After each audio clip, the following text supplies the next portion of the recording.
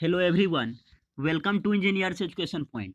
इस वीडियो में fundamental of electrical and electronics engineering के क्वेश्चन पेपर को सॉल्व करेंगे।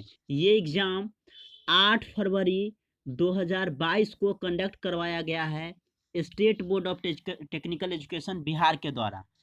ये जो है fundamental of electrical and electronics, ये ग्रुप बी वाले को फर्स्ट सेमेस्टर में पढ़ना है और ग्रुप ए वाले को सेकेंड सेमेस्टर में पढ़ना है। सेकेंड सेमेस्टर में तो इसका क्वेश्चन पेपर को हम लोग सॉल्व करेंगे। देखिए क्या है क्वेश्चन, पहले हम लोग देख लेते हैं बारीकी से। ये जो एग्जाम है वो 70 मार्क्स का होता है। फुल मार्क्स कितना है? 70 है। पास मार्क्स कितना है? 28 है। इसमें 70 में 28 आपको मिनिमम लाना पड़ेगा। ठीक है, इसमें 20 ऑब्जेक्टिव क्वेश्चन है, 5 जो है ग्रुप बी का सब्जेक्टिव क्वेश्चन है। 4 × 5 20 नंबर का हो गया ग्रुप बी का। ऑब्जेक्टिव हो गया 20 क्वेश्चन, तो कितना हो गया? 20 20 40। और ग्रुप सी से जो है 5 क्वेश्चन आता है 6 नंबर का। ग्रुप सी से 5 क्वेश्चन 6 नंबर का, तो 6 5 क्वेश्चन 6 नंबर, तो 30 हो गया। तो 30 20 50 और 20 70, तो ये टोटल 70 नंबर का है। ग्रुप बी का 20 नंबर से, ग्रुप सी का 30 नंबर से, और objective 20 number. Means group C में आपको 5 क्वेश्चन करना है, 6 मार्क्स का है। ग्रुप बी में भी 5 क्वेश्चन करना है और ग्रुप ए में 20 क्वेश्चन ऑब्जेक्टिव है। तो चलिए देखते हैं हम लोग बारीकी से। इंस्ट्रक्शन दिया हुआ है, आप इसको पढ़ सकते हैं और हम लोग बारीकी से सभी क्वेश्चन को देखेंगे। देखिए ग्रुप ई का ऑब्जेक्टिव क्वेश्चन है। क्वेश्चन नंबर 1 है, which of the following is an active element in A circuit. Active element कौन सा है? तो करेंट सोर्स जो है एक्टिव एलिमेंट है। बाकी रेसिस्टेंस, इंडक्टेंस और कैपेसिटेंस ये क्या है? ये पैसिव एलिमेंट है। ये तीनों जो है रेसिस्टेंस, इंडक्टेंस और कैपेसिटेंस, ये पैसिव एलिमेंट है। और करेंट सोर्स क्या है? एक्टिव एलिमेंट है। तो ऑप्शन ए हो जाएगा, 1 का ए हो जाएगा। क्वेश्चन नंबर 2 है, a circuit having neither any energy source nor EMF source is called. कह रहा ऐसा सर्किट जिसमें जो है ना ही एनर्जी सोर्स है ना ईएमएफ सोर्स है, तो ऐसे सर्किट को क्या बोलते हैं? ऐसे सर्किट को पैसिव सर्किट बोला जाता है। दूसरा का क्या हो जाएगा? सी हो जाएगा। ऐसे सर्किट को क्या बोलते हैं? पैसिव सर्किट बोलते हैं। Passive circuit. नेक्स्ट क्वेश्चन है question number 3, in a semiconductor the moment of holes is due to. Semiconductor में होल्स का मोमेंट जो है किसके कारण होता है? Moment of electrons in conduction band. Option क्या हो जाएगा? 3 का ए हो जाएगा। क्वेश्चन नंबर 4 है, which of the following statement is correct for transistor. Transistor के लिए कौन सा स्टेटमेंट सही है? तो ट्रांजिस्टर में क्या है? देखिए पहला ऑप्शन कहा है, base region is of low resistivity and heavily doped. Base region जो है लाइटली डॉप्ड होता है, तो ये ऑप्शन गलत है। Collector region is high connectivity then emitter, तो कनेक्टिविटी जो है कलेक्टर रीजन का इमीटर से कम होता है, ये भी गलत हो गया। Emitter region of high resistivity and lightly doped, emitter जो है हैवीली डॉप्ड होता है, यहाँ पे लाइटली डॉप्ड किया, ये भी गलत। Emitter region is of high resistivity and heavily doped, ये आपका सही है, ऑप्शन डी। 4 का डी हो जाएगा। नेक्स्ट क्वेश्चन देखते हैं। क्वेश्चन नंबर 5 है, an ideal voltage source should have. Ideal voltage source का क्या होता है? जीरो रेसिस्टेंस होता है, इंटरनल रेसिस्टेंस जीरो होता है। ऑप्शन 5 का सी हो जाएगा। क्वेश्चन नंबर 6 है, N operational amplifier is basically A. Basically A operational amplifier क्या है? High gain RC coupled amplifier है। ऑप्शन 6 का सी हो जाएगा। क्वेश्चन नंबर 7 है, in ideal ओपैम has the following characteristics. Ideal operational amplifier का जो है क्या कैरेक्टरिस्टिक्स होता है? तो इनपुट रेसिस्टेंस जो है इनफाइनाइट होता है, आउटपुट रेसिस्टेंस जो है जीरो होता है, और गेन जो है वोल्टेज गेन वो इनफाइनाइट होता है। ठीक है, तो ऑप्शन कौन सा हो जाएगा? 7 का ए हो जाएगा, 7 का ए। क्वेश्चन नंबर 8 देखिए। क्वेश्चन नंबर 8 है, the output of a two input OR gate is zero only when. देखिए टू इनपुट और गेट का आउटपुट जीरो कब होता है? तो ये सपोज कीजिए ए और बी दो इनपुट है, आउटपुट क्या होता है और गेट का? ए प्लस बी, तो 0 0 0 1 1 0 1 1, 0 प्लस 0 तो 0, 0 प्लस 1 1, 1 प्लस 0 1, 1 प्लस 1 1। तो ये आपका बूलियन अलजेब्रा में 1 प्लस 1 क्या होता है? 1 होता है।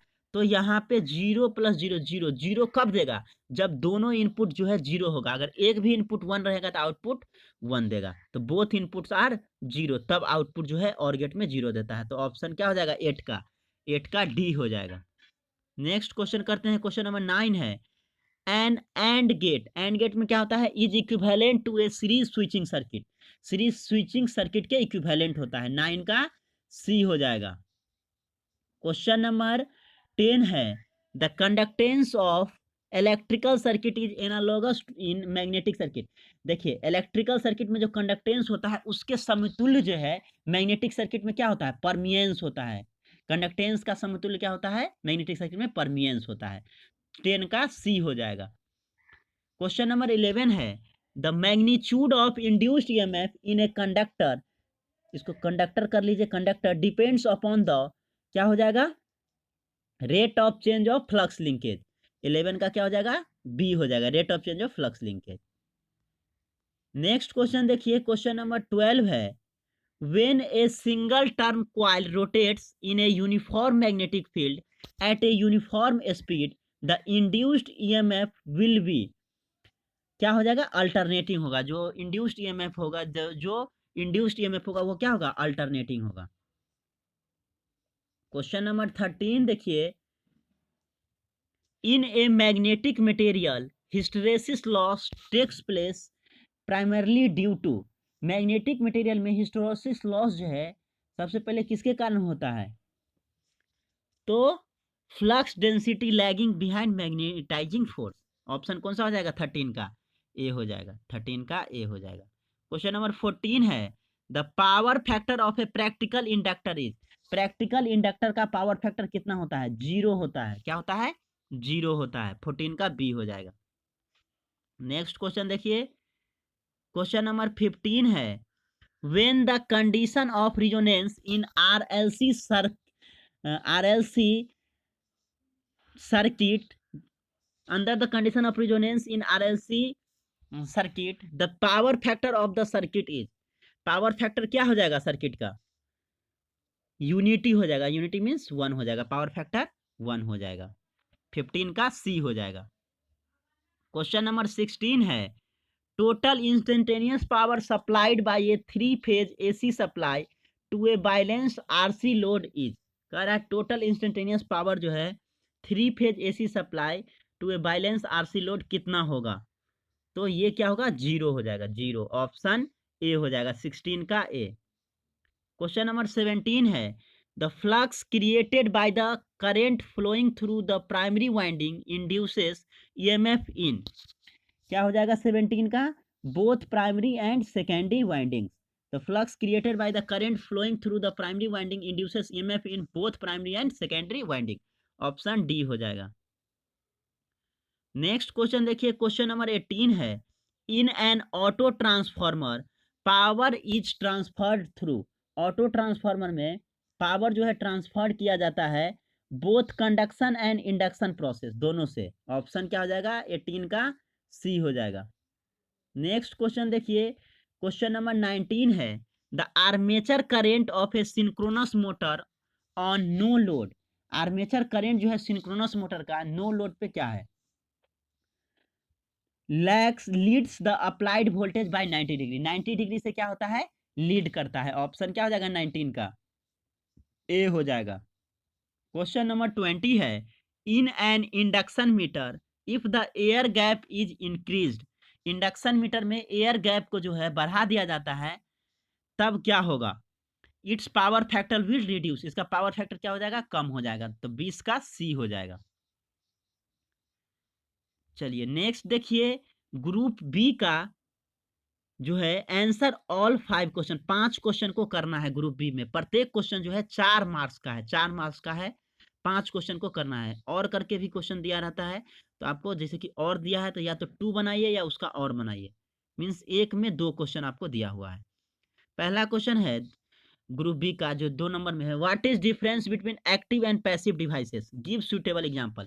एक्टिव और पैसिव डिवाइसेस के बीच में डिफरेंस को बताना है और इसका सुटेबल एग्जांपल देना है। तो एक्टिव डिवाइसेस में क्या हो जाएगा आपका? जैसे कि करंट सोर्स हो गया, ठीक है, बैटरी हो गया, पैसिव डिवाइसेस में हो जाएगा। पैसिव में क्या हो जाएगा, मीन्स रेसिस्टर, इंडक्टर, कैपेसिटर, ये सब पैसिव में आ गया।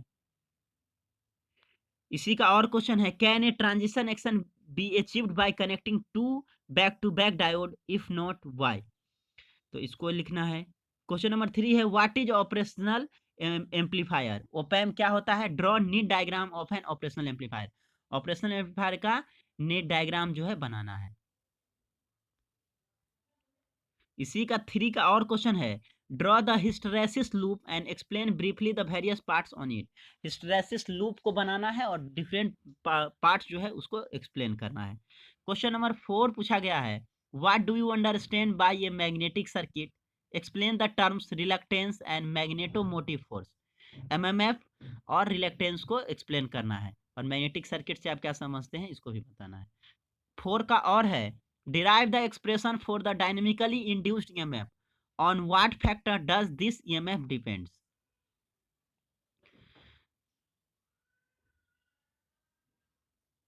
ये आपका था क्वेश्चन नंबर 4 और उसका और, ये क्वेश्चन नंबर 5 है, ये क्वेश्चन नंबर 5 हो जाएगा। क्या है देखिए, describe briefly the generation of alternating voltage and current and deduce the equation for an alternating EMF is equal to EM sin omega t। इसी का और क्वेश्चन है, explain the following term pertaining to AC wave। Time period को define करना है, cycle को define करना है, एवरेज वैल्यू को डिफाइन करना है और instantaneous value of N alternating voltage को डिफाइन करना है। क्वेश्चन नंबर 6 है, derive relationship between line current and phase current in A 3 phase delta connected balanced load. इसी का और क्वेश्चन है, explain the basic principle of single phase core type transformer. Single phase core type transformer को का basic principle को लिखना है। Define transformation ratio of a transformer, और ट्रांसफॉर्मेशन रेशियो जो है ट्रांसफार्मर का क्या होता है इसको भी डिफाइन करना है। ग्रुप सी का क्वेश्चन नंबर 7 है, ये क्वेश्चन नंबर 7 है। ये ग्रुप सी जो है 6 मार्क्स में पूछा जाता है। इसमें भी 5 क्वेश्चन है, सभी को बनाना है। 6 × 5 30 मार्क्स का हो गया ग्रुप सी। देखिए क्या है question, explain ideal voltage and current sources with NEET diagram, how ideal voltage source can be converted into ideal current source and vice versa. इसी का और क्वेश्चन देखिए, what is called a differential amplifier, list the application of operational amplifier. Differential amplifier को define करना है और operational amplifier को application को ओपैम का एप्लीकेशन को लिखना है। क्वेश्चन नंबर 8 है, define logic gate, what are the basic logic gates, which gate are called as universal gate. Logic gate को डिफाइन करना है, ऐसा डिजिटल सर्किट जिसमें एक या एक से अधिक इनपुट होगा और आउटपुट जो है एक ही होगा, उसको हम लोग लॉजिक गेट बोलते हैं। बेसिक लॉजिक गेट 3 होता है, नॉट गेट, एंड गेट और गेट। 3 बेसिक गेट होता है और यूनिवर्सल गेट 2 होता है, नैंड गेट और नॉर गेट को यूनिवर्सल गेट बोला जाता है। इसी को लिखना है। चलिए इसका और क्वेश्चन है,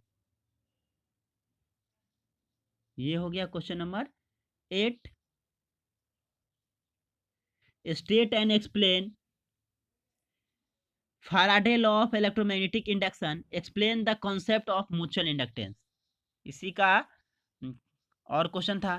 क्वेश्चन नंबर 9 है, define apparent power and reactive power of an AC circuit, explain how the true power and power factor of the circuit can be determined from them। इसी का और क्वेश्चन है, prove that the active power consumed in any purely reactive circuit is 0। Question number 10 है, explain the principle of operation of DC motor, mention different types of DC motor. DC motor के principle of operation को explain करना है और different type of DC motor जो है उसको mention करना है। क्वेश्चन नंबर 10 का और है, draw and explain different characteristics of DC service motor. Question number 11 है, explain the construction and principle of operation of N AC motor. कह रहा है explain the construction and principle of operation of N AC motor. AC motor का construction करना है और principle of operation को लिखना है एसी मोटर का। इसी का और क्वेश्चन है, right notes on auto transformer integrator. ये दोनों पे शॉर्ट नोट्स लिखना है। तो ये आप देख सकते हैं 8 फरवरी 2022 को जो एग्जाम हुआ है state board of technical education Bihar के द्वारा लिया गया है, ग्रुप ए वाले का जो सेकेंड सेमेस्टर में है वो इस एग्जाम को दिए हैं, और जो फर्स्ट सेमेस्टर में है ग्रुप बी के, उनके लिए भी सेम सिलेबस और सेम जो है क्वेश्चन पेपर रहता है। तो आप यहाँ से इसको देख के और देख सकते हैं किस तरह का क्वेश्चन जो है आपको आने वाला है, क्या क्वेश्चन का पैटर्न रहेगा, कैसा क्वेश्चन होता है, हर चीज़ आप बारीकी से देख सकते हैं। देख सकते हैं आप क्वेश्चन पेपर।